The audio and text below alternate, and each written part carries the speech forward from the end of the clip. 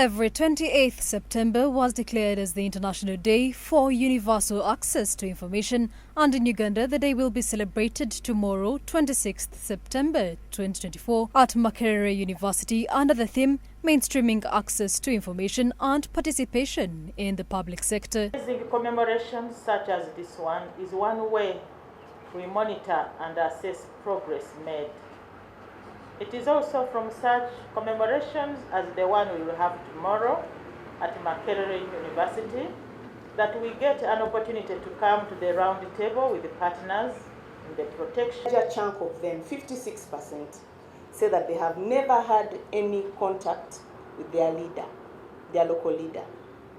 So if at all citizens are not in touch with their local leader, they are not attending meetings, how are they going to be active in the matters around their community and lead to a greater development of the entire country? However, the day comes at a time when the country is preparing for the 2026 general elections, a period that has for long been characterized by infringement of the rights to access to information. For instance, in 2021, the government, through its communications regulator, ordered service providers to cut internet access just hours before voting started. On election day in 2016, Uganda cut access to social media, citing national security, while in 2019, government introduced a tax on the use of the internet, which activists have called an attempt at controlling free speech.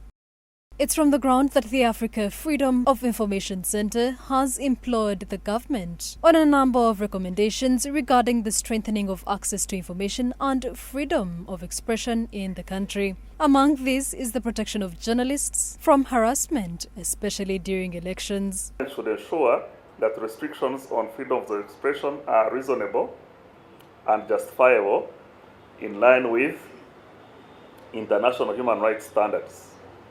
Number three, government should protecting journalists from harassment, particularly during politically sensitive periods, such as elections. According to Gilbert Sendugwa, the Executive Director, Africa Freedom of Information Center, matches the Access to Information Act of 2005 is in existence. Its implementation has met significant challenges ranging from culture to bureaucratic delays and limited awareness. In spite of this very important step and the various measures that the government has put in place to promote the right to information, implementation challenges persist, ranging from a culture of secrecy in some of the public institutions, bureaucratic delays, and limited public awareness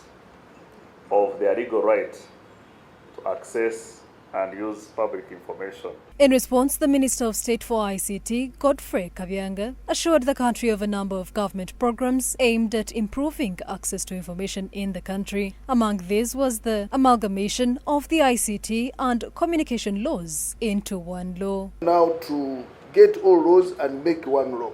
So I think when we are already processing that, and we are going to consult some of you so that some of those responsibilities we can shift them to Human Rights Commission, because all that is involved in amendments.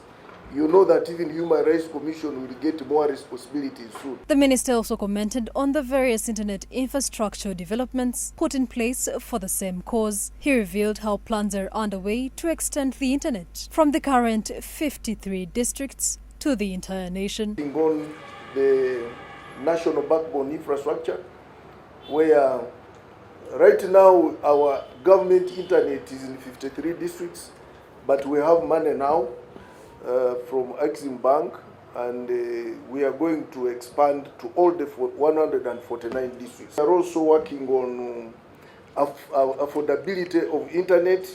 Right now, our government internet has reduced from $350 to $75 per megabyte per second. Story compiled by John Baptiste Humuza for Chat of Uganda Family TV News at 8.